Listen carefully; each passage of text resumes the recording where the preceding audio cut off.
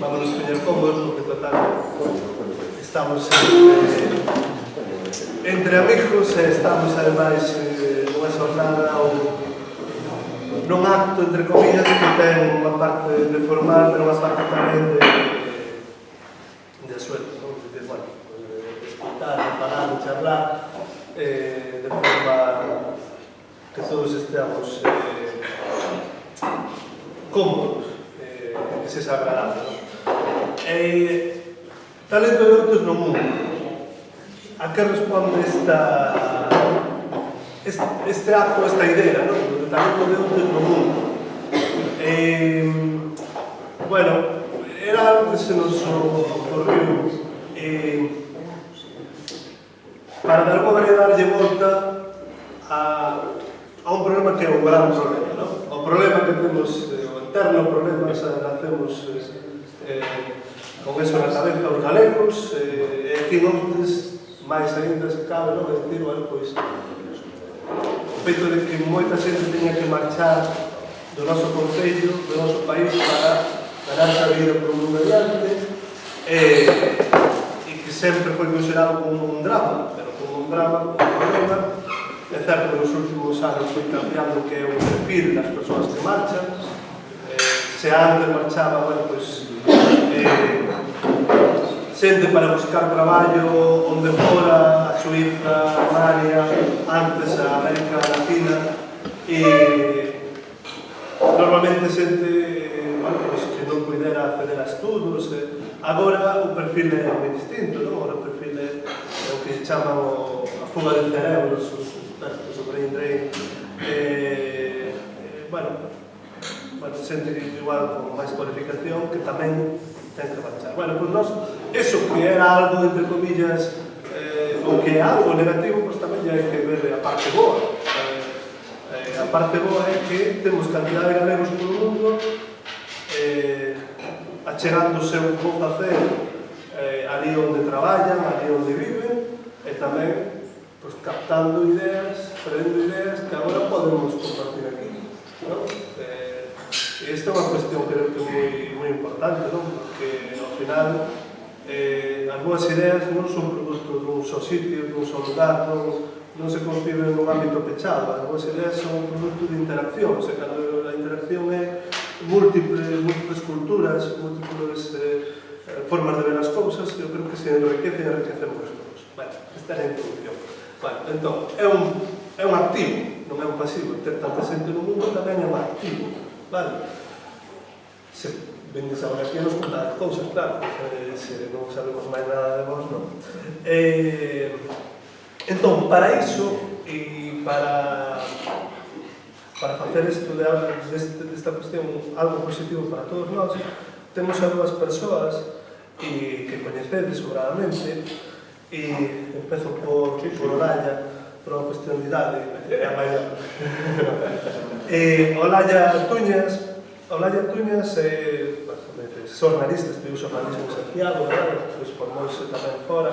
Estivo moito tempo traballando en varios países, antes de chegar agora últimamente a Madrid, en Berlín, en Alemania, e é responsable de comunidade de participación, non sei se xa non vale a palabra community manager, xa non vale, sempre non. Un pouco distinto. É un pouco distinto, efectivamente. É a evolución da community. Aí, efectivamente, xa nos perdemos, eu creo que nos podes ilustrar nese sentido.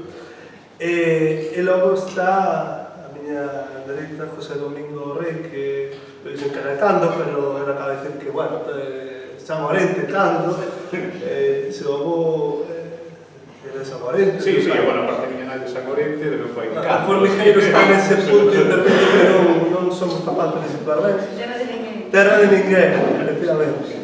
Ele actualmente traballa en Xenebra como executivo de banca. Entón, como imos a ordenar esta charla, non? Esta charla que despois todos comentaremos, ou todos, se queredes participar, sería ideal, non? Máis con vermú, con pinchos perfectos. Por certo, nós non temos pinchos. Pero bueno, como imos a ordenar? Bueno, moi básico. Eu, me gustaría, empezas a hablar, hai que falar en primeiro lugar da vosa experiencia profesional, a vosa experiencia vital fora de aquí de outro, fora de Galicia, fora, non? Por onde estedes traballando agora, e, bueno, nos comentades un pouco que fixeches, que estás facendo. Ese é o primeiro bloque, bueno, cada un de vos. E logo, o segundo bloque, é o de que nos acheguedes ideas gratis. Pero a modo de reflexión será, non ten por que ser ordenada, nem nada, e sobre como vedes vos, como pode mellorar outro do punto de vista económico, social, cultural, etc. Entón, eso só faláramos, entón, hola, deixo de ser a palabra, vamos falar moi pouco, xa falei a bondo, cando queres. Bueno, pois eu estudei xornalismo, como dixo Manolo, acabei a carreira en 2011, eu estaba facendo unhas prácticas no Correo Gallego cando entraron en ERE, basicamente a organización estaba en bancarrota, entón entraron en ERE, eu estaba facendo as prácticas, pecharon Galicia Hoxe, entón a situación era un pouco compleja. Basicamente, eu non tiña ninguna perspectiva de que me deran un traballo ali, porque obviamente estaban pechando, estaba nunha situación moi delicada, ofreceronme traballar como falsa autónoma para eles, eu via que non había moita perspectiva de quedar aquí, entón decidí solicitar un máster fora. Un mestrado, deronme unha pequena beca, entón marchei a... Era un mestrado internacional, estuve vivindo en Dinamarca, en Chile e despois en Hamburgo. E cando acabei o mestrado, no 2013, cando acabei a tesina no mestrado, a miña idea era volver, ou polo menos canto menos volver ao Estado español, non? Volver a Galicia xa era como unha perspectiva de futuro un pouco que quedaba lonxe. Intentei non por activa por pasiva, ninguén me daba un contrato de traballo. Todo o mundo me invitaba a que fora ali a traballar gratis, pero ninguén me daba un contrato de traballo. Entón, dado o nivel de precariedade ao que me estaba enfrentando, e dado que eu tampouco teño, a miña familia non ten moitos recursos para invitarme a vir aquí e tranquilamente buscar traballo desde a miña casa, empecé a facer traballiños ali. Fixe unhas prácticas nun instituto da UNESCO, ali en Hamburgo, e empecé a traducir documentos do inglés ao español. Así un pouco empecé a traducir ali, era un proxecto novo, co cal empecé a ter contratos con eles como autónoma e como traductora. Así foi como empecé un pouco a traballar en Alemanha. Claro, que en Alemanha ademais hai un factor moi importante que é a lingua. A pesar de que eu falaba inglés, non tiña ningún problema desenvolvéndome nesa lingua, eu o alemán non falaba. Falaba apenas, bueno, como dixo eu, a alemán de taberna, non? De poder pedir unha cerveza ou poder ir ao turco e pedir un kebab, eso sí que o controlaba perfectamente, pero a hora de profesional non tiña moitos problemas.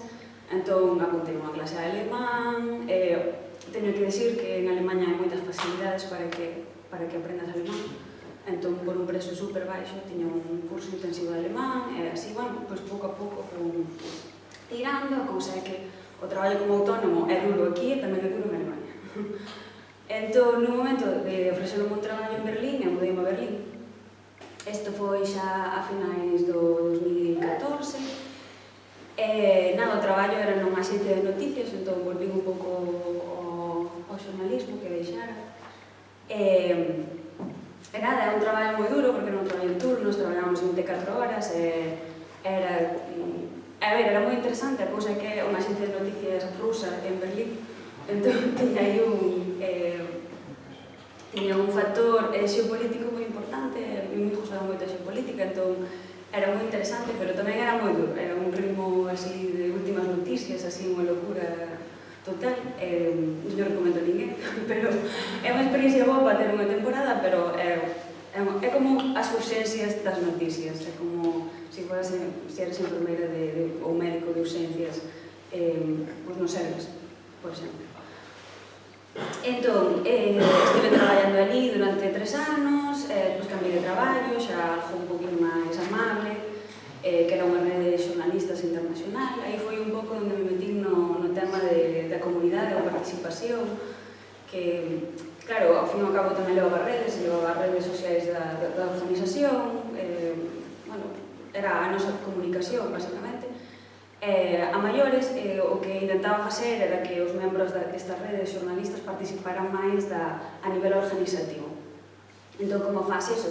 En realidad son estrategias que xa estaban ali, que xa se facían a nivel máis pequeno con asociacións de veciños, por exemplo, ou simplemente que fase unha asamblea, que a xente decida o cal é o debir da organización, que é algo que sona como moi innovador, pero quero dicir que xa se facía. Digamos que a nivel global, pois non se facía.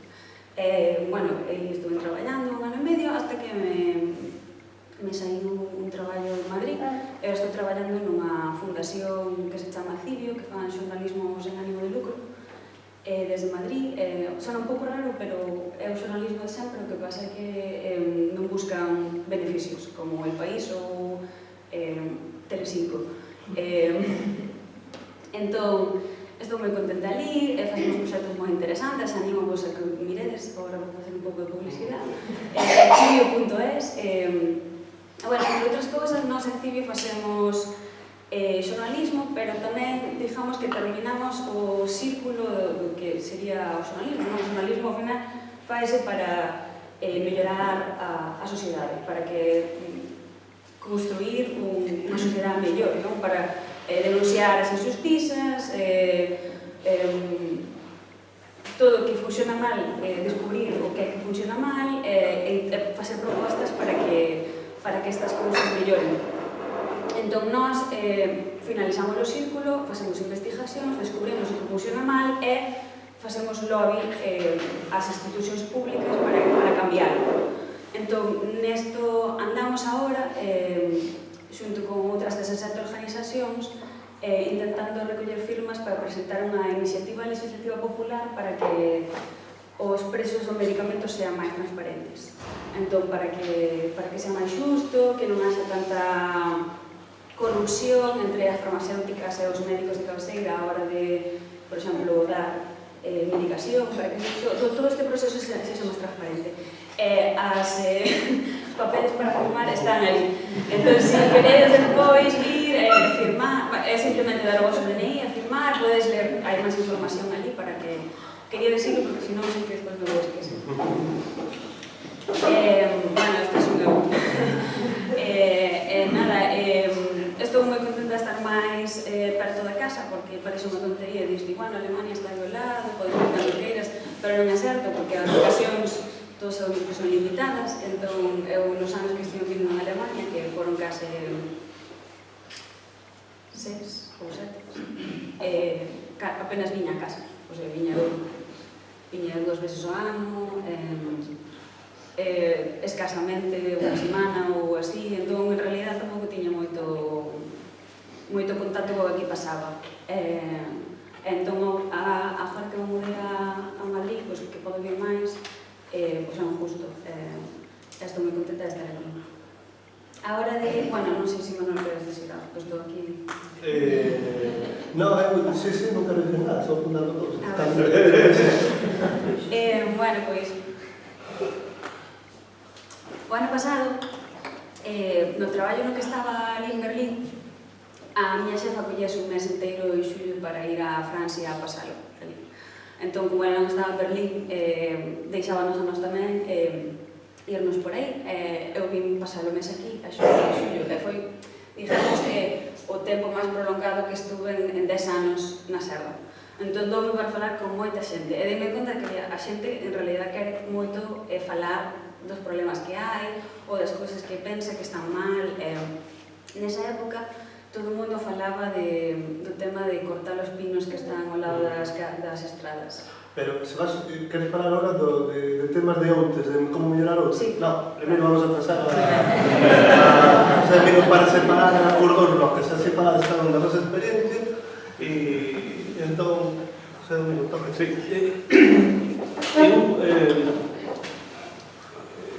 O sea, quería máis que falar tanto de min, quería falar un pouquiño do fenómeno de migración, porque a Galicia que temos hoxe penso que non se pode entender sin o pasado sina o traballo que ten feito a emigración. E a emigración divido en tres grandes bloques. O primeiro foi a emigración económica, que comezou no século XIX, e que chegouse cada década dos anos 80, 90 do século XX. Esa é a primeira oleada. Despois está a segunda, o que eu chamo a segunda categoría, que é onde entraría eu, que somos xa fillos de emigrantes. Eu fui para Londres con 10 anos, pero non fui para traballar, fui para ir á escola.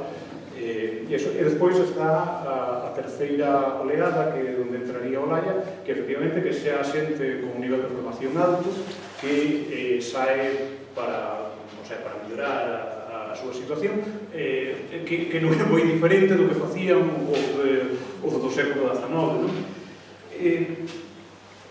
Non sei se a xente é moi consciente, pero non sei se sabedes, o himno galego interprétase por primeira vez en público en Nadal de 1907 no Teatro do Centro Galego de La Habana. Non se interpretaría en público en Galicia hasta 3 anos máis tarde.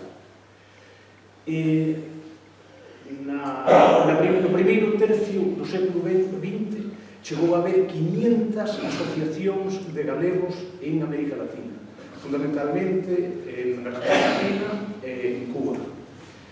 Estas, claro, como os emigrantes chegaban a América, a inmensa maioría deles non sabían ler nin escribir, tiñan unha grande inquietud, unha por mellorar eles mesmos e tamén por colaborar ca terra.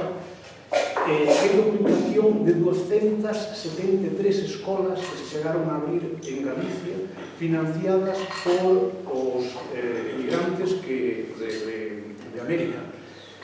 Mesmo creo que foi no ano 27, a Federación de Sociedades Galegas en Argentina tomou unha resolución que nestas escolas, que aparte de ensinar a cultura, a historia de Galicia, que tamén sabía ensinar o galego. O propio Castelao foi, seu pai era emigrante, viviu para Argentina despois de bautizado a ele, despois ele foise de neno, foise para Argentina para estar xunto ao seu pai, e despois volve a Galicia. O que fixo en Galicia xa todo o mundo o coñece. Despois, na última fase, no exilio, morre atendido no hospital do Centro Galego de Buenos Aires. Entonces, o traballo que se fixo nos centros galegos e na diáspora para manter e alimentar a cultura, a comunicacións, particularmente nos anos de dictadura, foi unha labora moi valiosa. Iso un pouquinho, eu falo disto porque a parte máis interesante da miña vida foi cando estuve envolto en movimentos asociativos, como presidente do Centro Galego de Londres, e traballei moito nesta materia, e parece moito máis interesante que o que fago na banca,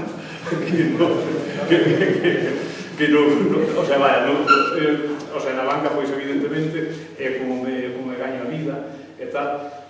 Entón, isto é a segunda parte, que é a importancia do galego, non? Eu escoitei a moita xente dizer, o galego total non vale para nada, iso non... para falar na casa e tal. Creo que o alcalde da Coruña, Paco Vázquez, alguna vez dixera en público que era preferible falar inglés que os rapaces aprenderan inglés que aprenderan galego. Querías quitar o de falar en inglés? Non sei, Gonzalo Caballero falou ben, Gonzalo, sí. Selectivo. Pero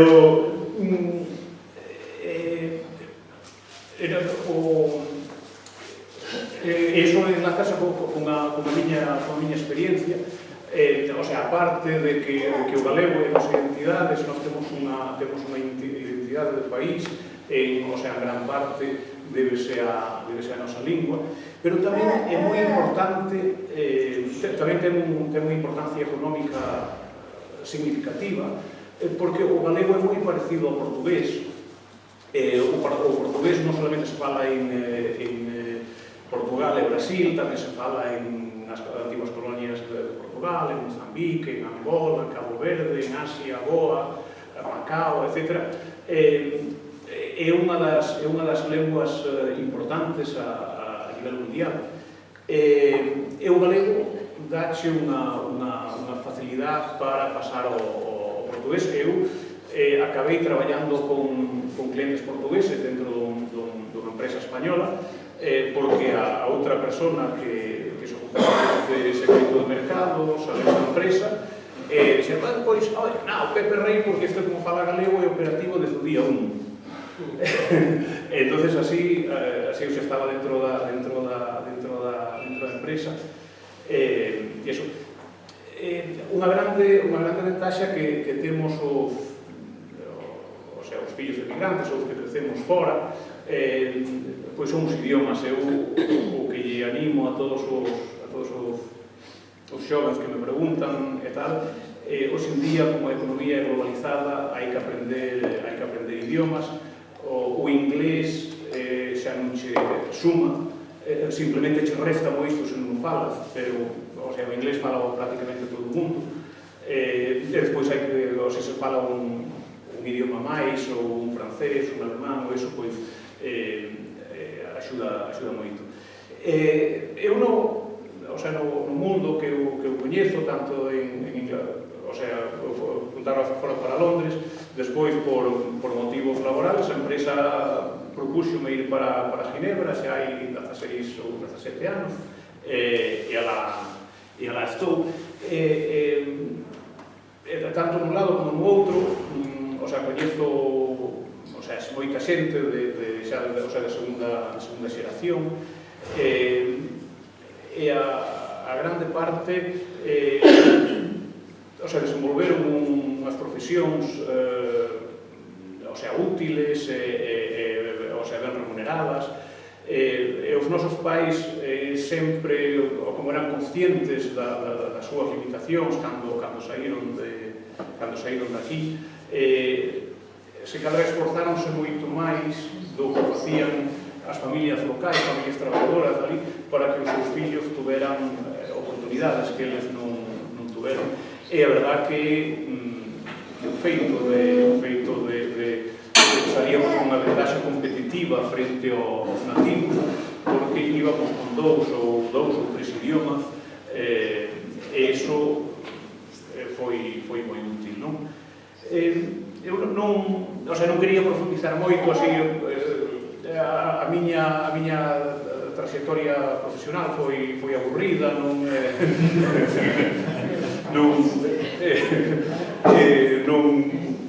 entrei nun banco, pasei para outro, é un traballo, como todo ten que gustar, unha cousa que tamén sempre lle digo aos rapaces, é iso, que se hai que dedicar a facer algo que a un lle guste facer, porque pasamos moito tempo no traballo para pasar facendo un traballo que non nos guste, non? É importante para ser bo no que se fai, ten que gustar, porque se non gusta é un martirio para un mesmo, e tamén vai a ser moito máis difícil progresar ou facer carreira, porque vai faltar aquel aliciente, non? Despois teño unhas ideas de que cousas que podemos facer por aquí e tal, pero non quería entrar moito máis nesta. Pois, eu quero dúas cousiñas moi breves. Primeiro, non me quedou, o que facedes en unha fundación, pero se ches queredes sen ánimo de lucro, eso valemos sen ánimo de lucro.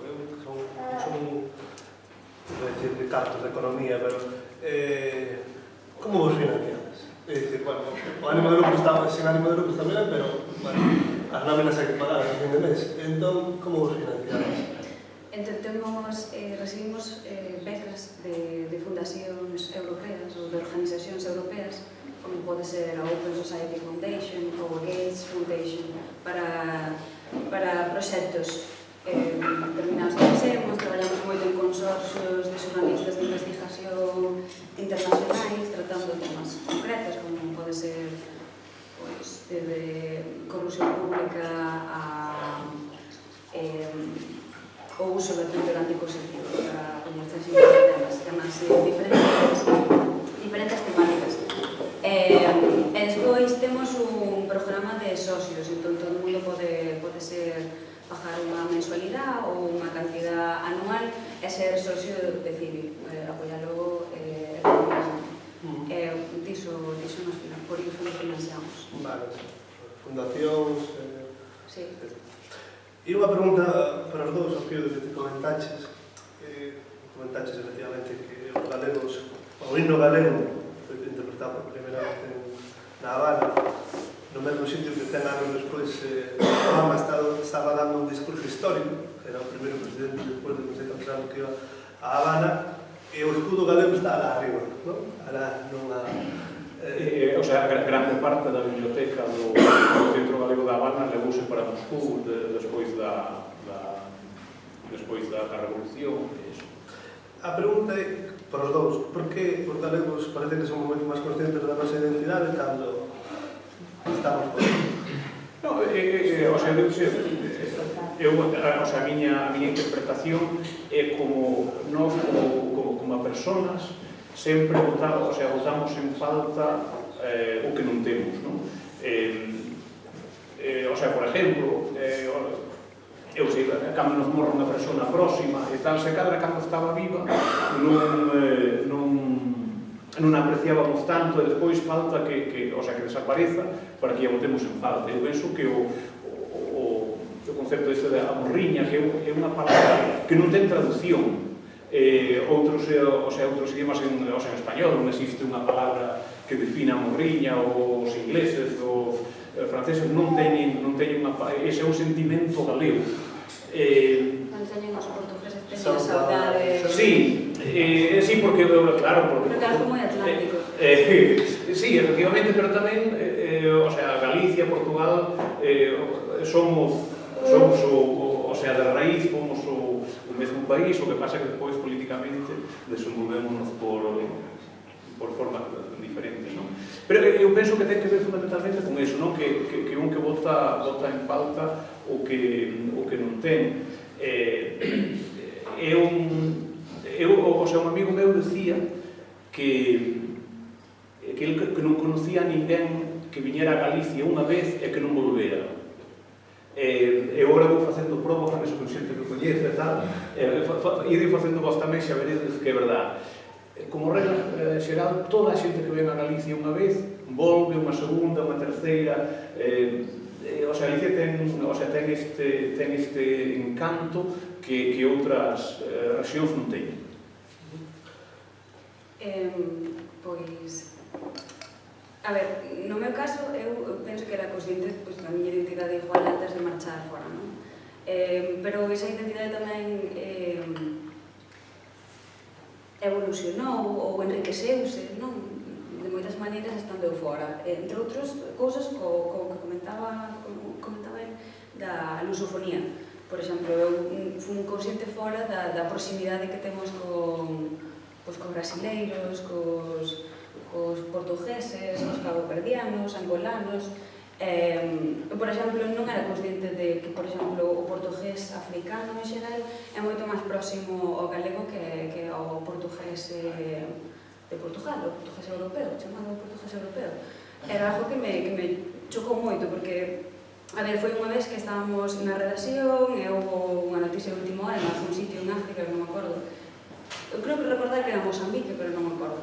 Entón, estábamos chamando a televisións en Mozambique, a miña compañeira Sara, que era portuguesa, estaba cajándose todo porque decía, non entendo nada o que di, claro, os mozambicanos enfadábanse porque decían, ai, ven esta portuguesa a decirnos como temos que falar, ou como non podes entenderme se estou falando no idioma que ademais é o idioma do colonizador que me estás contando, sabes? Entón, claro, ela estaba toda frustrada e dixen, déxame que o intento eu. Ela estivemos falando, eu máis un señor mozambicano, un anaco, e ela alucinaba, decía, pero isto non pode ser, como está pasando isto, non? Entón, de todas maneiras, é verdad que eu viví no igual a través de outras persoas que estaban fora, pero aquí xa, pois, non sei, a típica cousa que fai a diáspora fora, que é comer empanada, ver o fútbol, o Celta, o clásico Celta deportivo, ou quedar para unha foliada, eu só facía aquí, antes de marchar fora. Pero despois se me xuntei con xente en Berlín, que tiñamos de feito unha asociación, ora cando marchei, que tocábamos a pandeireta. Había moitas rapazas que estaban no grupo que elas non tiveran ese contacto igual co que sería a nosa cultura aquí. Entón tiñan moitísima ansia de aprender a tocar a pandeireta, aprender a bailar, aprender igual máis sobre literatura en galego, cousas que non fixeran igual aquí. Eu penso que é un proceso bastante natural, non? Porque estás fora e todo o mundo ten unha historia, todo o mundo ten un lugar, non? Entón, ti tamén queres de alguna maneira explicar o porqué estás ali, de onde ves, non? De onde vas. Vamos, é como un camiño. Entón, parte diso é buscar as raíces, ter unha identidade propia, non? Bueno, eu creo que iso explica un pouco o porqué cando estás fora faltas un despertar ou reflexionas máis sobre moitos porqués, porque as cousas son así, porque son asá, ou... Sí. Sobre iso do idioma, me queres contar unha anécdota cortiña que na época que eu era presidente do Centro Galego, en Londres fomos o canle de intermediación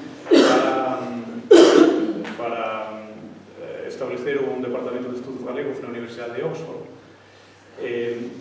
O rector do departamento de español da Universidade de Oxford, un inglés, casado cunha muller de Ribadeo,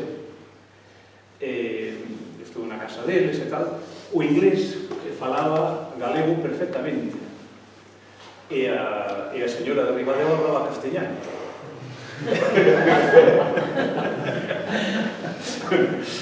Son esas... O inglés era enamorado de Galicia, por suposto que tamén falaba moi ben español, pero son así cousas que un se encontra por o mundo que son curiosas. Bueno, falamos de antes un pouco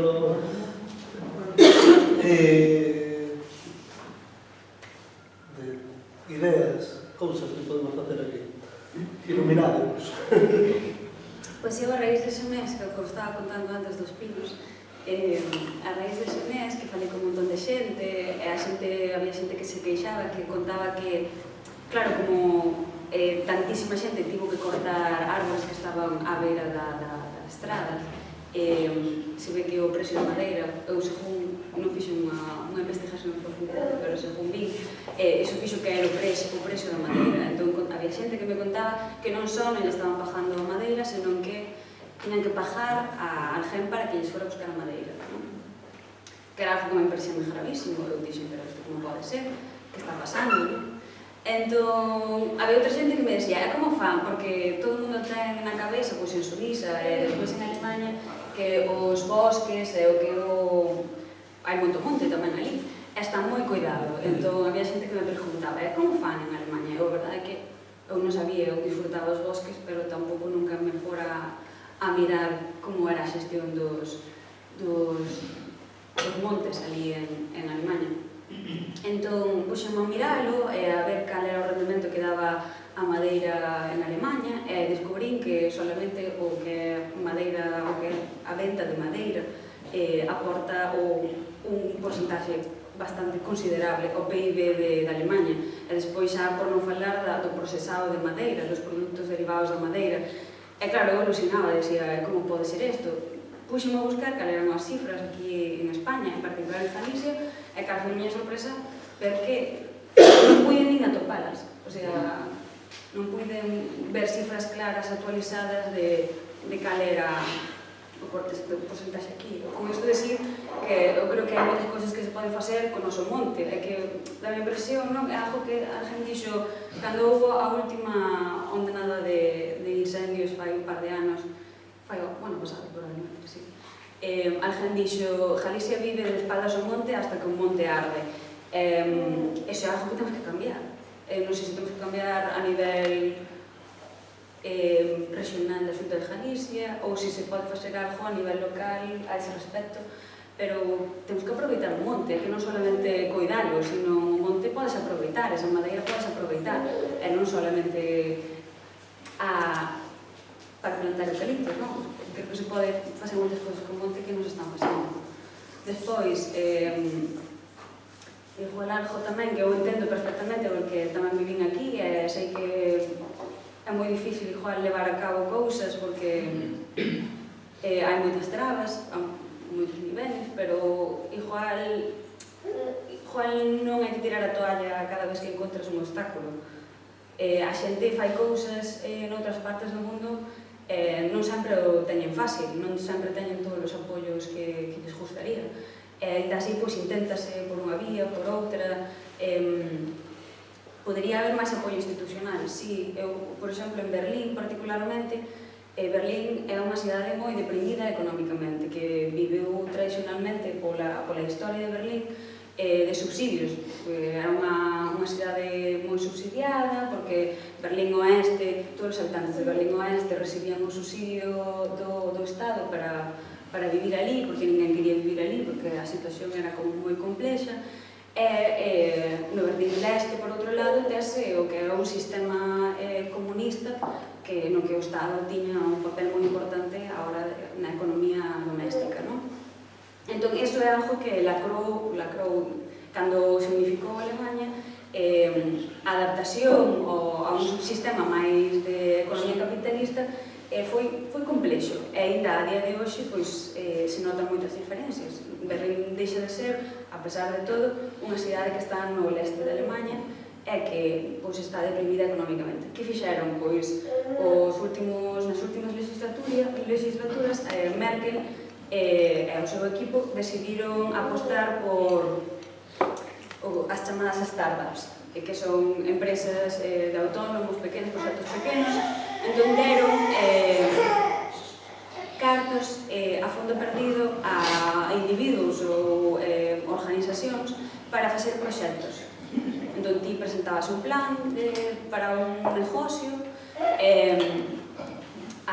creo que era a 2 anos vista, a primeira revisión era 2 anos vista, tienes que ter como unhas fases de crecemento no que te iban acompañando, tiñas tamén un programa de mentorado, o que quere decir que se ti estás facendo, imagínate, un proxecto de, non sei, podía ser calquera cousa, desde unha rapaza que quería abrir unha tenda para vender os seus vestidos, por exemplo, unha persoa que fora diseñadora de moda. Entón, a ela asignáballe unha persoa que tuvo certo éxito nesa industria para que acompañara no proceso de crear o seu negocio. Que pasa? Claro, moitos destes negocios a partir dos 2 anos desaparecían. Pero esas ideas quedaban aí, outra xente retomaba, ou igual nese momento non saleu, pero podía salir de outra maneira. Isto, claro, se trasladas aquí, habería moita xente que diría, pero como íbamos dar cartos do erario público a xente nova para que viva 2 anos e despois, chao. Eu penso que non son cartos a fondo perdido, porque, no fondo, moitos dos negocios, a pesar de que moitos dos negocios non salan adiante, esas ideas quedan, e ademais estás empleando durante 2 anos a xente nova que está facendo algo que lles gusta e no que poñen moito empeño. Ese é algo que tamén se podería facer aquí en Galicia en xeral, e tamén en moites. Non, claro, a nivel de Berlín, obviamente, porque os presupostos son os que son, pero igual se podería facer algo así. Outra cousa, perdón, solamente isto, que é algo moi curto, que tamén existe a posibilidade de teletraballo. É dicir, que moitas empresas, por exemplo, eu traballo en Madrid, pero se na miña empresa me di, bueno, 2 días a semana podes traballar desde algún outro sitio, eu podería traballar de lunes a mércoles en Madrid e ter a miña residencia permanente aquí en Outes, sabes? Esas son cousas que se poden falar e que se podería facer. Vale, para deixarte para demais. Sí, no, No, o sea, nestas medidas e incentivos para traer a xente para aquí, creo que a Xunta actualmente, a través da Dirección Xeral de Migración ou da Secretaría de Migración, teñen un programa de subvencións directas de creo que hasta 10.000 euros para emprendedores, o sea, personas que veñan do estranxeiro a establecerse en Galicia e teñen posibilidade de unha axuda a unha subvención a fondos perdidos de hasta 10.000 euros. Pero, efectivamente, como decía outro día Manolo na entrevista no Correo Galego, Outes estamos a 25 minutos de Santiago. Antes de que houbera autovía, era o que se tardaba en chegar de Bertamiráns a Santiago. Bertamiráns era unha cidade dormitorio de Santiago. Estamos nese marco de distancia que estaba antes Bertamiráns. O sea, como todo,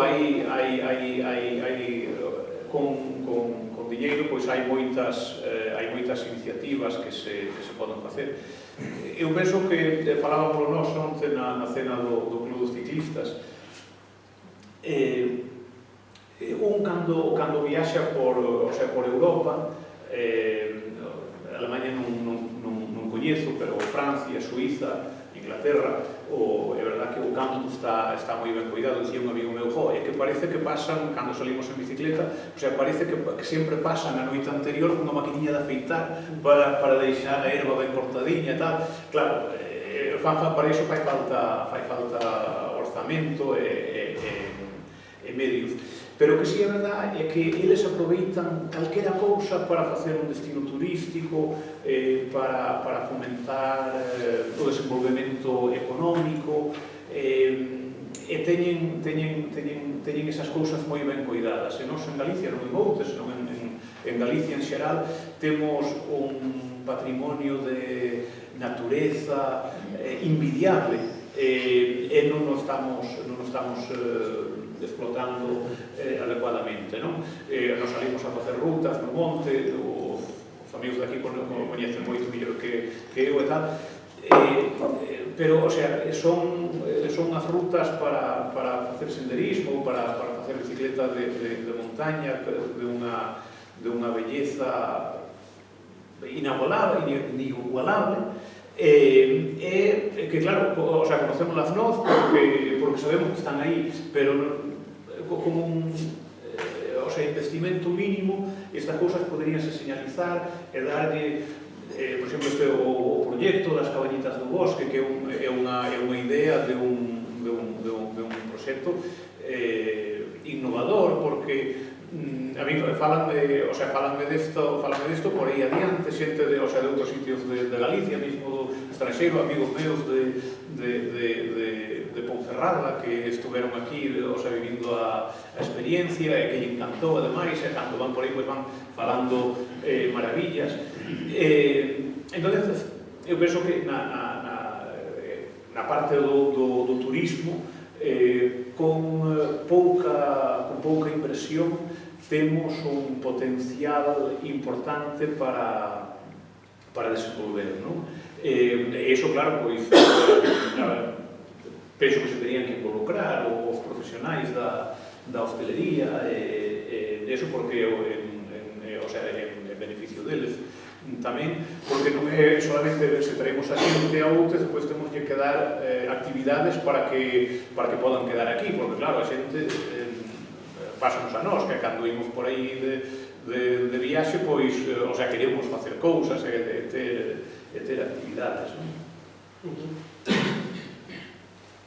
Estaba, cando falaxe do que dixen outro día, non? Que Santiago, que onte son paraíso 25 minutos de Santiago, había me puso un emigrante noso, seguro, en Argentina, supoño que en Buenos Aires, se pon, que bueno, se tarda menos que de Flores a Plaza Mayo.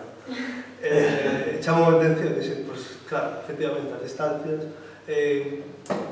aquí as distancias son diferentes nas grandes cidades, non? E hoxe en día, eu creo que é un potencial que temos, non? Un potencial que ten Outes, esa cercanía non só a Santiago, ao Aeroporto Internacional a 35 minutos, é unha cuestión que temos que poñer en valor. Pero sin ir a Londres, xa que pero en Madrid hoxe en día é normal desplazarse 40 ou unha hora para ir ao traballo e outro tanto pola tarde. Entonces, o sea, ir a Santiago tamén a verdad que son 25 minutos a entrada de Santiago, que teño que ir algunha vez para reunións pola mañá e iso, pois eu tenho que estar no centro de Santiago ás 9 ou ás 9:15, pois tardas un pouquinho máis, pero vai iso tarda o que vive nas aforas de Santiago para chegar ao centro tamén. Pero nesa liña creo que estaría moi ben tamén mellorar a comunicación en transporte público de Outes a Compostela, porque a día de hoxe é prácticamente inexistente. Hai 3 autobuses diarios, non é práctico a hora de si ti queres coller o autobús para ir traballar, vamos. Ahora xa os toca a vos, porque saliron ideas, startups. Fernando. Bueno, pues respecto ao que falaba Olaña, que me veo a raíz do que comentaba era dos problemas do monte, da explotación do monte. Eu creo que un problema, digamos, que se arrastra en moito tempo e que sería conveniente intentar paliar é o dos minifundios, que para facer rendible o monte que se poida concentrar e que así se abra a posibilidade de que alguén se lance a explotar e a sacarle partido o campo, a extensión que temos tanto de terras cultivables como forestais. Aí Álvaro creo que te va a ver. Eso estaba pensando eu, que además que podría ser o tema para unha reunión completa. Cada vai falar só 3 minutos. Sí, claro. A ver, o tema monte é moi máis complejo, non? Porque ven de atrás, moito claro, o minifundio en si agora mesmo é malo, claro, que o sistema non permite facer unha gestión boa do monte, rendible, pero tamén se non fora gracias a probablemente o cinturón do monte, o que sería das grandes empresas, non? Así que formaría parte do 10% do PIB, pero de canto nos beneficiaríamos nós, probablemente nada. Entón, bueno, por un lado ben, por outro lado mal. Agora, queremos intentar solucionar ese problema agora, non? Hai que eses cartos veñan para os propietarios. Comentaba tamén Olaña que o monte en Alemania a maior parte é público, o sea, que como está organizado é como unha comunidade de monte. Pois comentaba Olaña tamén que non fora todo eucalipto. O problema que temos con eso é que non hai industria.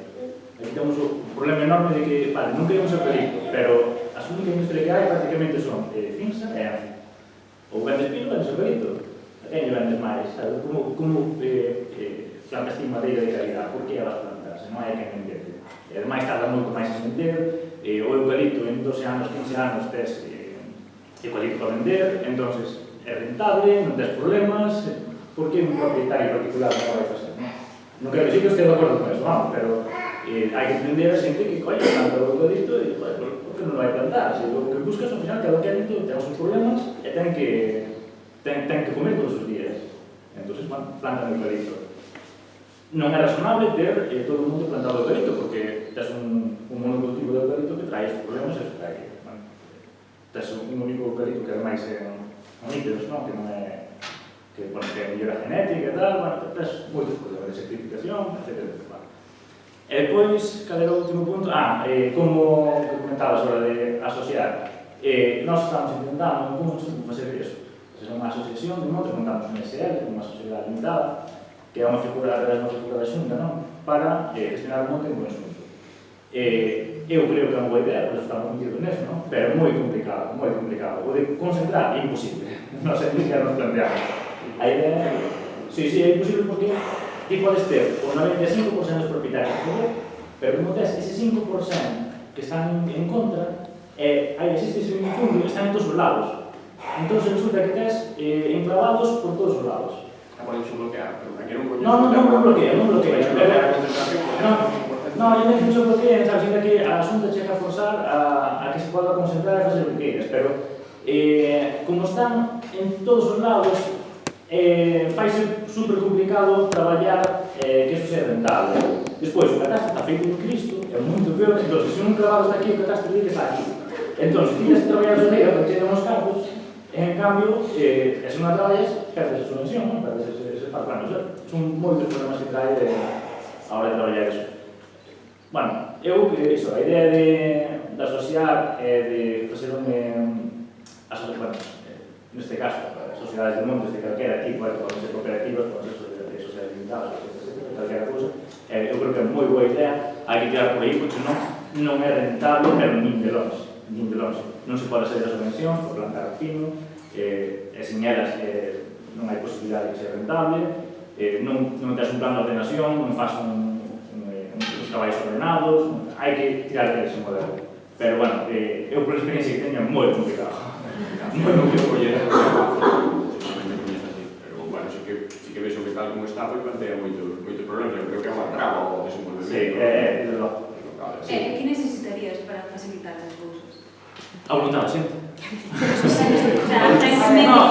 No, ni siquiera, porque nós temos acceso a todos os veciños, non falamos con todos os veciños, a imensa maioría falan ben, pero claro, hai xente que simplemente non quere, é a súa leira, e dixe, non, eu a miña leira, pois, ou a traballo, ou non a traballo e a ir, e hai xente que ten a súa leira abandonada, mira que, al do 2006, bueno, dicíase agora hai 2 anos, pero no 2006 alá houve un gran incendio, hai xente que ten os eucaliptos secos na leira desde 2006 e que di que non metes leiras porque son deles, eles están producindo, non é verdad, pero simplemente non queren meter as leiras, e non podes, non hai, está aí. Entón hai que vivir con eso. Hai a solución que sería como que fixeron os gobernos de turno coa concentración parcelaria da radio, seguiran coa concentración.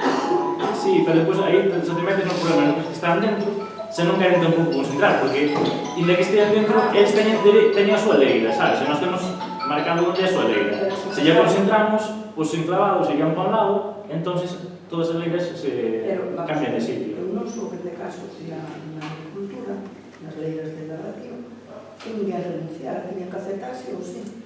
É diferente, porque aquí os tempos de corda son moito máis largos, estás falando de 30 anos. Entón, alguén que ten pinos de 15 anos, que cambie por outra leira que está a ras, sabes? Ou sería cortar toda, pero antes tamén. Claro. Sí, a solución fácil. Eu penso que o problema é da natureza política, se non hai a vontade política, non a nivel do Concello, non a nivel de Xunta, de afrontar o que fai falta. E que pasa? Que en Galicia creo que hai 1,5 millón de propietarios e representa moitos votos, entonces ninguén, polo beneficio económico que eso vai a repercutir, ninguén está disposto a aceptar o coste político de ir en contra de un número de... Cando que a concentración das toleiras, por la radio, tamén houve xente que levou as terras, houve xente que levou arroz. Moito arroz, non tuvo máis remedio que despois non miramos. A risco de que os meus compañeros de goberno andan por aí me boten a bronca. Non, pero eu fágome... O do monte ten as súas particularidades, eu estou de acordo, non? É dicir, bueno, habría que verlo. Pero, primeiro risco que acabas de apuntarte. Se houbera unha concentración do monte, preparémonos que o monte durante 20 anos estaría sen nada. O primeiro que faría xente é cortar. A menos que se valore o bueno. Habría un futuro, dentro de 20 anos, o territorio, imagínate agora como estaría. Pero bueno, en calquer caso pode ser unha vía, non me quero... Pero, agora, voulle... tema da concentración en Labradío, que eu creo que foi positiva e necesaria en moitos sitios, pero fago unha seguinte pregunta. En Outes, houve moita concentración, boa parte de Outes está concentrado, en Labradío. Falo, por exemplo, en Roo, que parte de San Torre tamén tenemos. Onde están os resultados? Quedou o monte. Por qué? Entón, o problema é de concentración ou é de outra natureza? Esa é a cuestión. Con isto non quero dicir, porque te vas a zonas onde se traballa a gandeiría, e aí, evidentemente, foi moi positiva, necesaria, etc. Pero aquí o exemplo, témolo ben claro. Se non é porque agora os que ven de Mazaricos e da zona santa veñen a plantar millo, está absolutamente todo agrado. Está concentrado. É dicir, e a Xunta gastou, bueno, neste caso, teria que gastar millóns de euros para que, entón, aí, ao millor o que necesitamos outra cousa. En outros temos terras suficientes para traballar, pero abundas. A cuestión é como facemos para poñelas en activo. Esa é a gran pregunta, pero bueno, esa é a gran pregunta, non quero... Doutores que é na Xunta, ten que haber especialistas. Sí, por suposto. Especialistas e cargos, non? Bueno, pero... perdón, que sí. Vamos a ver, partindo da base que, según din, Galicia é o pulmón de Europa, algo que a mí me dá bastante medo, porque se nós somos o pulmón de Europa, vamos a levar claro. Tendo en conta que todo o monte está super deteriorado, o pino non dá máis, non vai a medrar máis, está todo erosionado, e iso hai que cortar xa. Máis que nada polo tema dos lumes.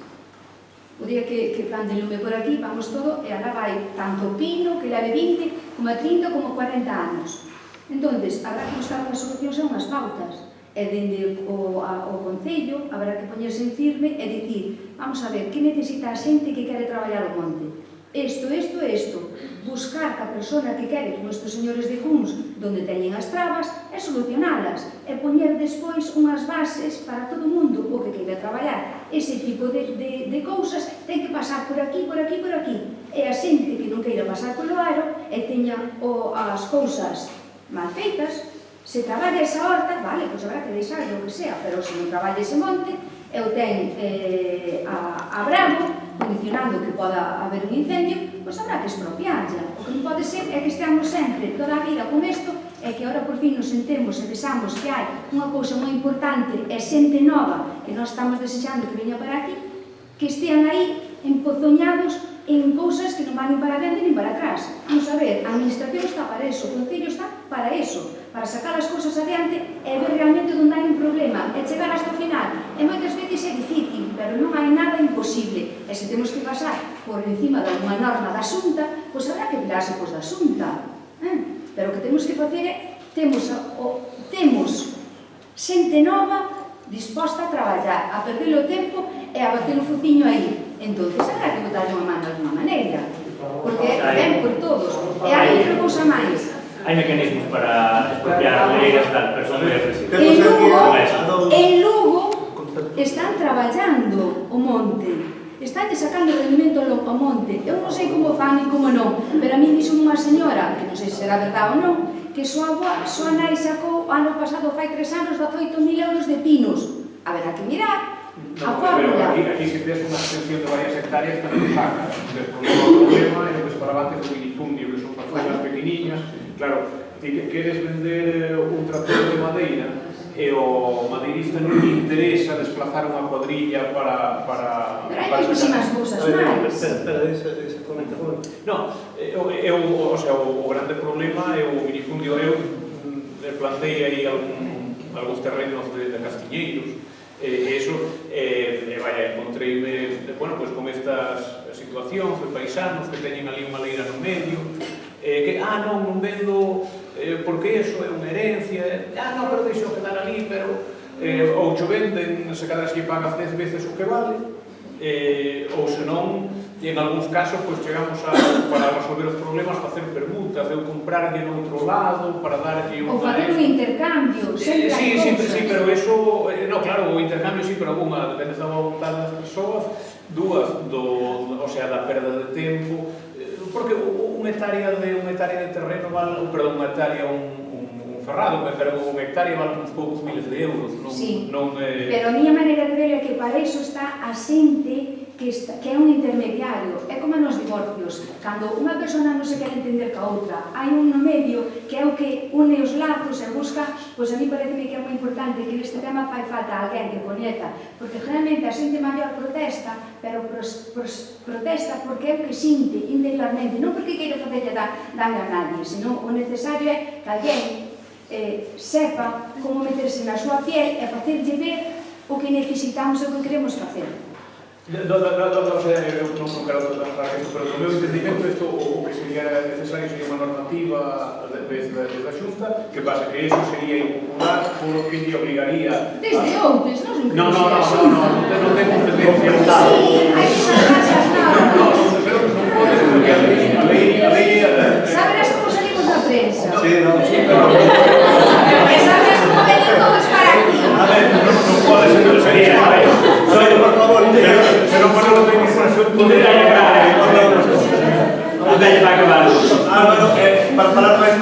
Sí, pero que non te olvides nunca de que esa persona que ten esa leira tamén pode ter un mechero. Está claro. Claro, entonces, ti vas me joder, pois nin para ti nin para ninguén. No, E iso, para eso está. iso No pasa. hay algo. Pero para eso está a persona que está intermediando no medio. A ver, que, por favor, Buji. A ver, é un tema moi manido e que constantemente, porque realmente sí que é unha riqueza que temos aí e que non está totalmente desaproveitada. Mais dunha vez, comentando e tal, bueno, eu creo que o básico é ter unha xestión pública, porque privada é moi complicado, fora de casos modélicos como de Cuns, pois é complicadísimo. Entón, eu creo que pasa por aí, con unha xestión pública, igual que hai, bueno, pois outro tipo de técnicos, que hai uns técnicos de lujo, que vamos, que todo o mundo conocemos por aí adiante e tal, moitos deles desempleados e tal, é que puseran en valor ese mundo. A xente non vai protestar, creo, pola xestión. A xente protesta se lle os sacas, pola expropiación. Pero pola xestión, máis ao contrario. Eu creo que, poñendo, o sea, falando da xente, todo o mundo estaría moi pola labor disso. Basicamente, por qué? Porque a xente vai morrendo, os de atrás nin saben onde teñen a súa parcela. Entón, eu creo que pasa un pouco por aí. Non tanto por aí. Esa idea común, é unha idea idílica.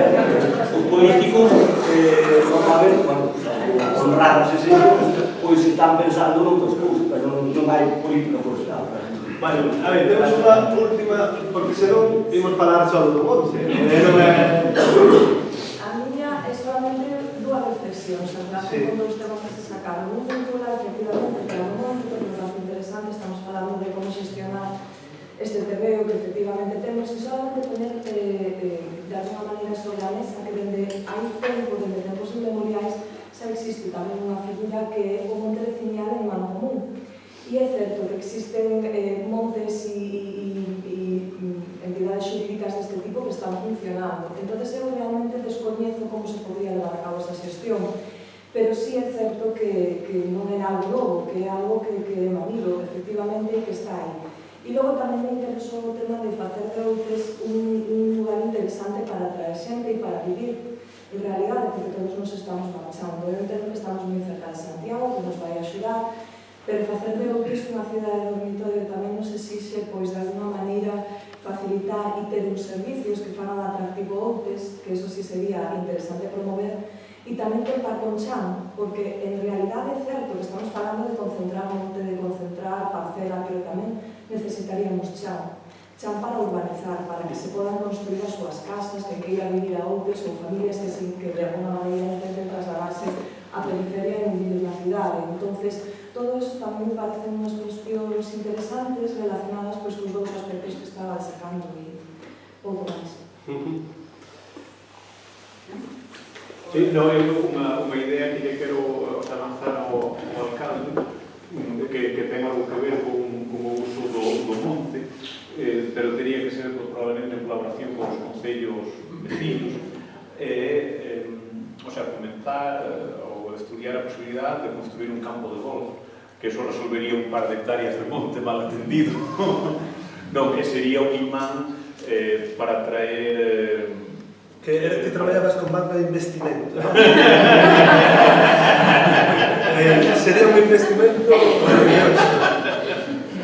Non, pero sería unha... O sea, nós fomos o ano pasado a Meis con a excursión do ciclista, e ali o que vimos é que teñen un campo de golf que o xestionan varios concellos, non é un único concello. Aquí a ventaxa que hai é que hai un público cercano que está en Santiago. En Santiago non hai nada, o sea, na volta de Santiago, non? Sí, pero creo que é pequeniño, creo que sí, güey. Sí. Hai outra na Baña. Parece que hai moitos campos de Sí, pero penso que moi boa idea, pero mellor non está de por iso para o golpe, que eso sempre facemos. Non, pero isto para o turismo é indiscutible que é un imán para traer xente. É verdad que o investimento que requere é sustancial. Hai unha cousa que é moi importante aquí para a miña maneira de verlo, que é a castaña. Para mí a castaña sería como a bellota abaixo, quero dicirse que pareceme que sería unha maneira estupenda de explotar, o que pasa que non sei se é un rendimento, desde logo Coren está comprando millóns e millóns de kilos de castaña ao ano, e me parece que sería maravilloso, porque o castaño limpa automáticamente o monte. Eu plantei un par de hectáreas, unhas cuantas hectáreas de castaña. O problema que ten é o custo. O castaño comeza a producir de forma razoable a partir dos 10 anos, e durante estes primeiros 8 ou 9 anos tens que estar desbrozando constantemente, e iso é un investimento a moi longo prazo, e que, o sea, precisa de aí de un mantemento elevado. O sea, eu estou no facendo, pero non... No noso monte está cheo de castaña, de feito os sabaríns están encantados. A ver, máis cousas por aí do que comentaron. A mí o tema do teletraballo é outra das cuestións, pasa que non sei se sae máis mito que despois realidade, non? Non sei se despois é factible, non? Que haxa xente, porque a xente ao final quere estar coa xente, non? Os profesionais de determinado traballo queren estar xunto a outros profesionais de determinado traballo, entón eu creo que eso limita un pouco o teletraballo, pero bueno, que precisaríamos? Claro, supoño que boa rede de comunicación, algo aí tamén tes aí algo que comentar. Non, é que depende do traballo. Eu estou vendo que hai profesións nas que é moi complicado xa encontrar xente, por exemplo, programadores, informáticos, e sí que hai moitísimo traballo, moitísima xente, xa hai equipos que están formados en distintos países ou distintas regións, a xente está por todos os lados, porque aquí é imposible encontrar un programador. Entón, aquí, por exemplo, Inditex, Indra ou outras empresas así tecnológicas ou así, teñen equipos por todo o mundo. Ahora mesmo é moi fácil traballar con empresas da India, sobre todo, sabes, hai moitísima xente que está traballando con empresas da India, por eso, aquí non encontran. Entón, sí, non sei, eso, por máis, para eso, para máis profesións, pero para certos traballos sí que é totalmente, como así, totalmente. A ver, despois hai moita xente de outros que vive en Bertamiráns ou en Ames que igual les gustaría tamén ter unha casa aquí en Montes, sabes? Eu falaba estes días coas miñas amigas antes de falar desto, falámoslo así brevemente, elas decíanme que non había, o que notaban é que igual non había vivenda aquí, no sentido de a vivenda que hai igual é demasiado cara, decían que igual encontraban pisos en mellores condicións na parte máis tirando a Ames, non sei se é realidade ou non, pero claro, obviamente se ti queres atraer a xente aquí tamén tens que darlle unha posibilidade de establecerse, non? De que teñan unha vida distinta ou mellor que a que teñen en Bertamiráns. Pois digamos que poden ter a súa casa, que con horta e tal, que é o súa guardería. Tamén atención á infancia, por exemplo, o tema do teletraballo, eu creo que se fai moito a hora da conciliación familiar con familias mosas, non? De que unha persoa se queda na casa, imagínate, non? Unha parella na que ela é programadora, ela ten un traballo que require igual máis un traballo máis presencial. Entón, pois el queda na casa e traballa desde a casa e encárgase igual das labores domésticas das cousas que hai que organizar na casa e levar os nenos á jordería e tal. Pero se ti non tens unha jardería aquí en Montes, vexo moi inviable, porque hoxe en día que un dos proxenitores se queda na casa coidando a familia é bastante inviable. Momento publicidade, a partir de abril teremos unha se todo vai ben, unha escola infantil, se todo vai ben, teremos aí Claro, mira, sobre todo tamén, que estás falando de Santiago, da exhaustión, sobre todo que haga medios de transporte para ir, porque Eu estou de acordo. eu vou todos os días, pero estamos falando antes se nos a boca da contaminación, non sei que, e temos que ir 5.000 coches desde Estou de acordo. que eu son un dos que vou solo, vou con un compañeiro de Corea que non está, se non vou solo, vou todos os días hasta Polígono. Eu, un coche, outro un coche, se non temos medio de comunicación para as ciudades, porque xa estamos falando de que non se capaz de facer trabalho. Eu estou totalmente de acordo. Me dá a idea a mí de todo o trabalho. Non sei se se podería facer algo. Sí, temos que ir alá, temos que ver as vías para ir alá sin ir todos no noso coche, porque hai, non, Sí. hai maneiras de xuntarse uns cuantos, pero un sabe, sí, tamén como somos os horarios os mismos en todas as empresas, pois un sabe a 7 da tarde, outra suerte vai vir con outro, esperar unha hora ali mirado. Vai claro, por iso, vai un coche para cada persona, así que o que hai que facer é medios de comunicación e sobre todo que, a ver, moitos traballan no centro, pero moitos daqui traballan no polígono. Os terían que chegar ao polígono, porque agora non hai nin urbano casi a rir, ao polígono, e non podería ser, sabe? As aplicacións tecnológicas tamén están. Sí, hai alternativas a... É curioso, pero transporte compartido. Eso non va. Eso non va. Eu salgo a 7 da tarde, outro salgo a 5, outro a 4:30, eso vale, sí, para ir de tantos coches, cada 4 compañeros tamén van xuntos, pero ten que haber servicios daqui, urbanos non. Servicios de transporte que nos leven para poder xuntar. A parada de autobús, tren, se habla no 2150, hai que enfocarlo por aí. A vía rápida ten un carril ao lado feito, podese facer outro carril ou podese poñer o tren. Isto está para desdoblar. Eso sería moi importante tamén para que o mellor había xente que quería traballar ali no polígono e o mellor por cuestión de dinámica, pois non o fai, porque non pode ter horarios ou polo que sea. Sería tamén unha maneira de fomentar que a nosa xente que fora traballar ali, pero que viera despois de volta para aquí. Non, claro, é o que está comentando exactamente. Pero non penso xa desde o que quere ir, eles xa están traballando ali. Claro, todo iso. Mas podría poñer un polígono industrial. Claro, eu estaba pensando que igual non temos que mirar como ir traballar afora, senón como buscar traballo para aquí. Eu, lógicamente, a mí non me fai gracia ter que desplazarme. Eu hasta agora estou me desplazando 45 minutos todos os días para ir traballar. Eu agora non teño familia, pero se teño nenos, se teño que cuidar o mellor dunha persona maior, se teño tal, non disporía de eses 45 minutos todos os días para ir e vir.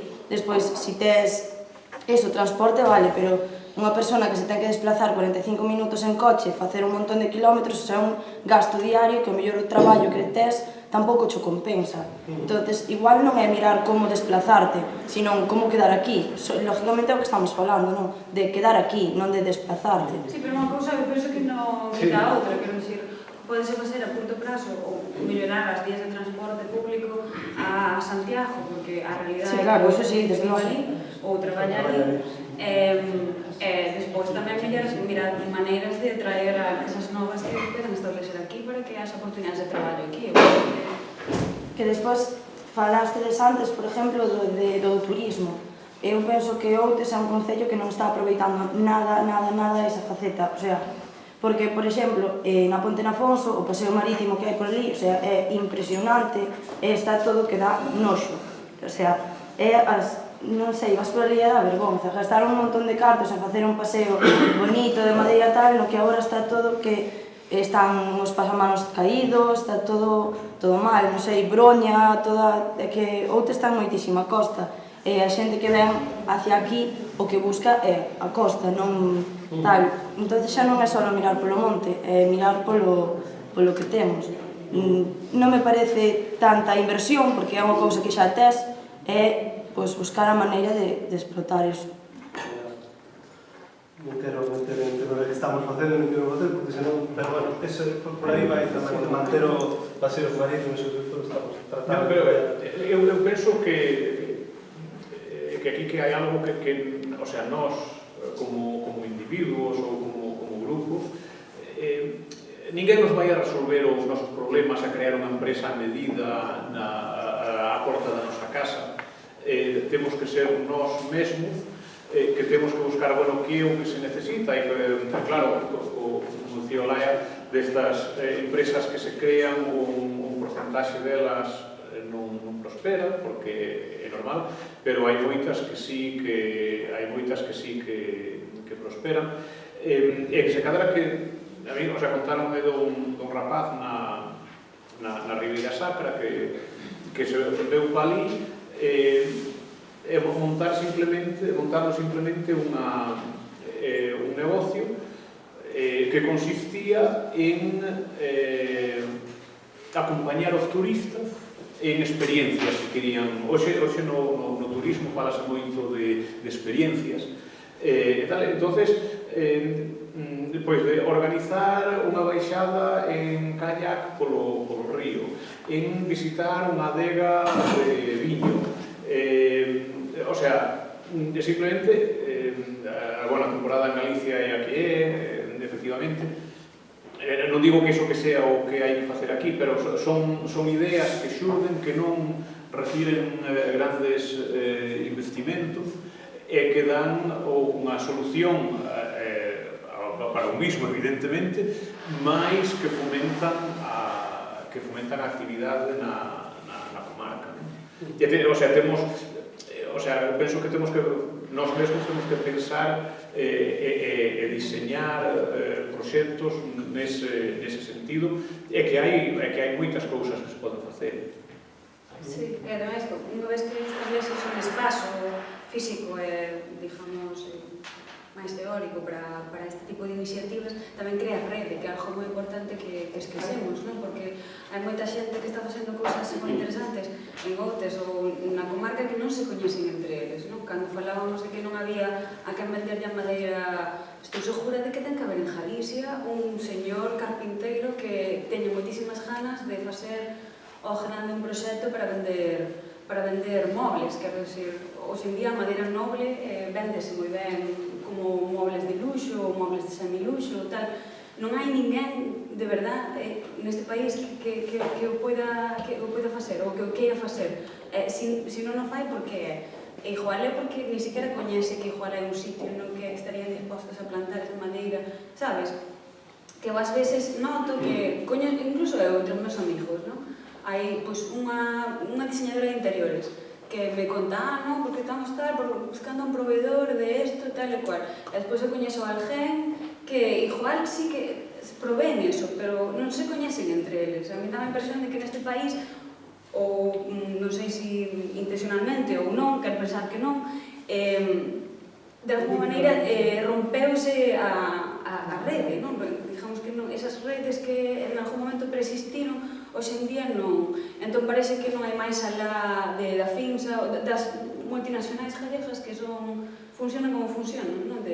Das conserveiras por un lado, das madeireiras por outro, o Inditex, que é algo do que todos nos beneficiamos, pero que tamén temos os seus perigos, porque na provincia da Coruña hai unha dependencia brutal desde o punto de vista económico a Inditex, todo o que teñe que ver Inditex. Agora, por alguna razón, decide mover a súa sede a Zaragoza, e isto, bueno, se estamos falando da terceira ola de emigración, iba a ser unha cuarta ola, isto iba a ser va a quedar barrida a provincia. Internet facilita moito que pequenas empresas pequeniñas podan traballar o que é en rústico, artístico, ecolóxico, e se poda vender en todo o mundo. Sí, está moi ben. A cousa é que tamén está guai que se establecen redes físicas, que non só sea todo a través de Instagram. Así como se fai con monte, facer coas terras de produción, facer unha rede. Sí, mas ten moito que aprender uns outros. Hai unha horta ecolóxica aí en Viro, é unha cousa aí sola, que non é capaz de subir, por exemplo, que é un colexio. Que ese colexio podría estar servido con hortas daqui da Redonda. Si na Redonda non hai, o que diste facer unha rede que podas pedir a outro sitio. No outro sitio necesitan pedir a ese sitio, pero Porque si se ve... Hai que ter voluntad e... Cando ti ves na prensa que lle fan, por exemplo, eu estou de acordo que todos os a xente nova que hai en Montes é maravilloso, é increíble, porque están por aí polo mundo e gestionan todo de maravilla. E ves que hai empresas pequeniñas, cando ves que salen na prensa, e diste, ostras, este señor está facendo topos con madeira dos nosos castaños e resulta que vende os topos a China, por exemplo. Eso, vese que eso é algo positivo que se pode facer e que eso amplía un negocio que podía ser moi pequeniño aquí local, amplíase e ábrese todo un abanico. O mismo que pasa Sí, mas ahora falamos de a rede non solamente para a compra-venta ou traballar xuntos en algo, sino tamén estamos falando de contactos, por exemplo, non? Ti non tens por que ter todos os contactos do mundo, pero si hai un compañero que traballa no mesmo sector, pero igual fai algo distinto a ti, e che pode dar un par de contactos para sacar negocio por un lado, pois, por que non? Quero dicir, eso sí que se pode facer. De feito, estaba pensando antes de salir e dicía, bueno, se va moita xente que está vindo fora, en realidad podíamos facer un grupo de Facebook, sabes? O tenses por mundo. Sí, claro, en ese plan de a diáspora, pero non de, ai, que bonita esta muñeira, sino máis de, sí, de quedarnos un día a tomar unhas tapas e tomar uns viños e falarmos de, ai, ti que faz, eu que fajo, e ver maneiras de colaborar, porque eu creo que aí na colaboración que nos juntemos é onde está a forza, onde reside a semente para proxectos futuros. Obviamente ti non podes loitar contra unha multinacional como a Inditex, pero sí que podes xuntarte con outras persoas para facer cousas distintas que nos permitan non depender tanto dese xigante que é Inditex que temos aí e fai unha sombra terrible que, bueno, non sei hasta que punto é eso positivo. En Montes hai moita xente que traballa ben para Inditex ou para empresas auxiliares que traballan prácticamente ou en exclusiva ou prácticamente en exclusiva para Inditex. Claro, es Inditex, el rescindir o contrato. Eu conozco varios. Houve moitos, pero agora A idea sería que esa xente que avalara e que lle enseñara o camiño recorrido que ten que facer ou que quere empezar de novo para que o camiño lle sea máis livián e máis traballado. De diferentes porque é importantísimo, ao mellor ti estás aí afectado buscando algo que non encontras cando ti perfectamente sabes o que tens que facer e por onde tens que facer. E iso a min é a sensación que me dá que é onde falla todo o mundo, onde falla aquí a administración, que parece mentira que para facer unha asociación juvenil haga que pedir casi aquel papal a Roma, entendes? Hai que facilitar bueno, pero se a administración non o fai, igual podemos tomarnos tamén cargos do asunto, porque se estamos esperando a que a Xunta faga algo. Sí, para xuntarnos 4 dúcias de personas, eso, non necesitamos unha autorización da administración.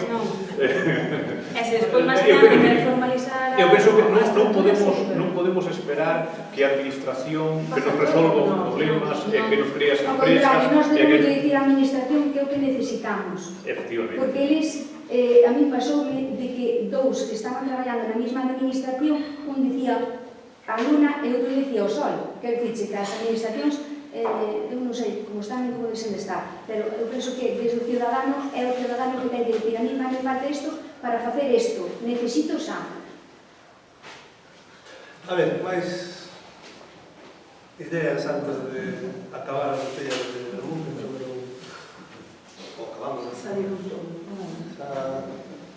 máis cuestión, porque por vas abando esa idea que acaba de subir aquí xa é un spin-off, xa é un resultado da reunión de crear unha especie de rede da xente de outros que está porque, bueno, a nosa idea é continuidade o ano que ven tamén para hacer outro xornado antes deste estilo, non? Evidentemente charlas son moi importantes para isto, é unha zona que históricamente non é moi empresarial, que non ten esa arranca sempre, porque non nos enseñaron desde pequenos, non é o mismo que nasas con pais empresarios por todos os lados empresas que nasas como nasestes, os tens que ten que haber algo que fomente iso. E se os rapaces desde pequenos van fomentados neso, son capaces de levar as súas ideas a cabo. O que facemos é a nos opositamos, a ver se nos para unha empresilla que nos dan traballo, a ver se nos arregla, a ver se, claro, e aí é onde ten que arrancar. Mira, desa línea que temos visibilidade, sabemos cales son as empresas que teñen máis as empresas máis importantes, os sectores máis importantes do Ayuntamiento, cales son? A que se dedican? Dedícanse, supoño que estará o Marisqueo por un lado, estará o Leite, non o sei, Como vamos. empresa para actividad económica, sí. Sí, vale, entonces, sería interesante, por ejemplo, montar algún tipo de charlas dirigidas a crear un entorno de traballo no que se analizaran as necesidades que ten esa xente e xente nova ou máis bella que intentara crear empresas para cubrir esas necesidades, sabes? Unir esa xente con motivacións con esas necesidades. A partir de aí, podría ser, claro. E máis hai xente, hai exemplos de xente que fixo cousas moi interesantes e innovadoras no Consello, ou que levou a cabo un pre, quero decir, xente desde unha persoa que ten un par que lle vai moi ben, simplemente saber como fixo, sabes? Que foron os pasos que segueu, porque partir da nada é moi difícil, pero si a gente di, bueno, pues isto fixo así, así, así, bueno, isto foron as circunstancias que me encontrei, o primeiro ano janei isto ou non janei nada, sabes? Saber ti de antemán cales son os pasos a seguir que ti non sei, partir da nada o que decía él. Nos igual aquí, ou en Galicia en particular, igual non é o emprendedorismo non é algo que se fomente moito. Entón, por que non? É simplemente compartir ideas, compartir coñecementos. Eso salos a todos gratis, quero decir, ti ves aquí, escoitas aos das cabañitas como cal é o modelo de negocio que teñen, como se organizan, quen son os inversores, como conseguiron. Eso é algo que se pode compartir e que se pode igual aplicar a outros sectores. Hoxe, desde logo, que as novas tecnoloxías ofrecen unhas oportunidades que non había antes. Pois, por exemplo, a cuestión das cabañitas, hoxe é moito máis fácil para promocionar unha pequena exploración hoteleira do que era antes, porque antes se non formaba parte dunha grande cadea que che garantía as reservas e iso, pois non tiñas onde ir, basicamente. Hoxe en día as novas tecnoloxías permiten tremendas o alugueiro de residencias temporais, esta plataforma de Airbnb, o sea, que permite, o sea, sin investimento, xente que ten apartamentos que non utiliza, poñelos en valor. Se cadra non é cuestión de decir, non, é que eu teño un e vou alquilar, non. Unha persona que se dedica a eso e que xunta os apartamentos de media dúcia de veciños ou deso que teñen casas que están vacías ou que son segundas viviendas, e que se pode facer unha, o sea, simplemente utilizando os recursos que xa hai con unha aplicación informática, e iso constame que funciona. Eu, o sea, ali na Ribeira Sacra eu teño familia, e ali unha casa que era unha casa de campo, de nada, que teñen moi ben preparadiña, pero ten un fin de semana está sempre chea. O sea, é verdad que aquí en Outes temos outras alternativas xa, as cabañitas, o turismo rural e tal, pero o sea, o que fai falta, curiosamente, é unha señora estranxeira que explota esa casa rural, non? O sea, moitas veces son pequenas cousas que simplemente nos fai falta facer o clic, é dicir, pero aquí, o sea, temos unha oportunidade que non estamos utilizando e que non se requiere un grande investimento para poñerlo en valor. Eu puntualizaría dúas cousas. Unha que é o que necesitarían as empresas, que me parece moi importante, que é que as empresas están pedindo programadores e que como non podemos darlle os programadores que necesitan esas empresas? Que falla aí? Que vemos que hai un hueco para que os nosos jóvenes traballen, teñan un traballo ben remunerado, e que falla aí? E outra cousa moi importante é o traballo dos nosos, dos galegos, en fora, vese e valórase moitísimo. O mellor unha cousa que ti faz aquí que non é nada, vai afora e dando un premio internacional e queda primeiro, segundo, terceiro, cuarto. Por iso que hai que perder medo a iso de salir afora. E outra cousa moi importante, que aquí sempre se tivo moito medo á competencia. E a competencia é fundamental, porque ao final nunca se lle debe ter medo a competencia. Se ti sabes o que vendes e o faz con cariño, eso non hai competencia que poda achegarse a él. Está todo... Os que estás cargados. Está todo... Bueno, se hai máis... Estamos moi despoblados. Bueno, pero esa é a consecuencia do problema. Sí. Eu a partir de cero non, a partir de menos. Sí, pero temos unha grande ventaxa que non teñen, eu penso que nos concellos do interior, outra vez, volvendo ao interior de Lugo, de Ourense, eu penso que moitos deses concellos están condenados a ir menguando a eventual desaparición.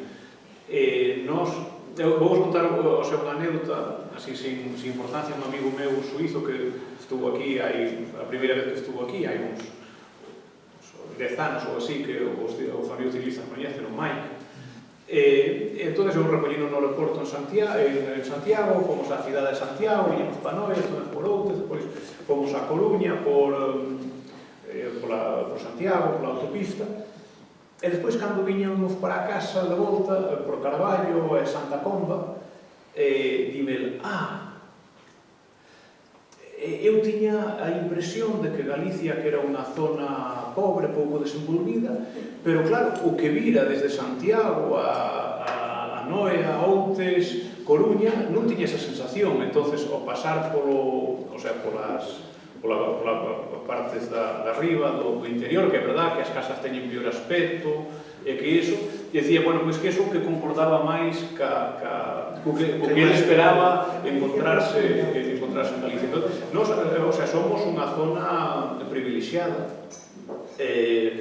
Temos actividade do marisqueo, pero temos o mar, que iso dá... A xente normalmente gustalle, non sei que terá, pero a xente gustalle estar cerca do mar, gustalle ver o mar, gustalle isto. Estamos moi ben comunicados, temos moitas bazas a noso favor para non solamente frenar o proceso de despoblación, senón para invertir. Digo aquí, a idea é que centrámonos moito no turismo e na madeira, non hai agricultura e gandeiría. Penso que para a gandería industrial non temos... Non industrial, non. Claro, sí, pero o que pasa... Para a gandería, a agricultura é o que dicía Claro, pero para que sea rentable ten que ser en gran escala. Non ten que ser en gran escala, ten que ser nunha rede. É un caso, de feito, de dous veciños de Outes, eles teñen a explotación de pasaricos, pero acaban de levar un premio, de feito, e non teñen unha gran explotación, teñen unha explotación máis mediana, pequena. Exportan a China, Japón. Exportan a Kempaje. Sí, unha forma de coller dimensión é con rede, é o que comentamos. Ao final é a lógica, non?